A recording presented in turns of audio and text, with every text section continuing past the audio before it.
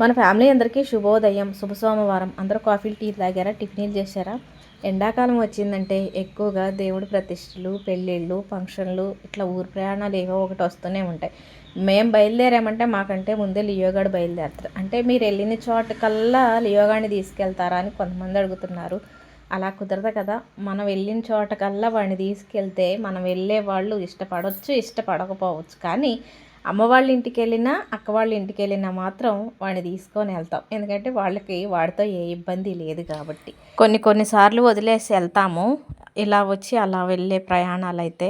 కానీ అప్పటికి వాడు పాపం ఏడుస్తూ ఉంటాడు. అందుకే అప్పుడప్పుడు ఇలా బయటికి తీసుకొస్తాం. అప్పుడప్పుడు వాడికి బయట ప్రపంచాన్ని చూపించాలి కదా. ఇక అమ్మ వాళ్ళు ఊరు వచ్చేసాము. ఇక్కడ ఊరంతా కలిసి ఒక పండగ జరుపుకుంటున్నారు. ఆ పండగలో మేము పాల్గొన్నాము. ఈ పండగ ఏంటన్నది లాంగ్ వీడియో చేశాను. ఈ వీడియో కింద లింక్ పెడతాను, చూడండి. మీకు తప్పకుండా నచ్చుతుంది. ఈ వీడియో నచ్చితే లైక్ కొట్టండి.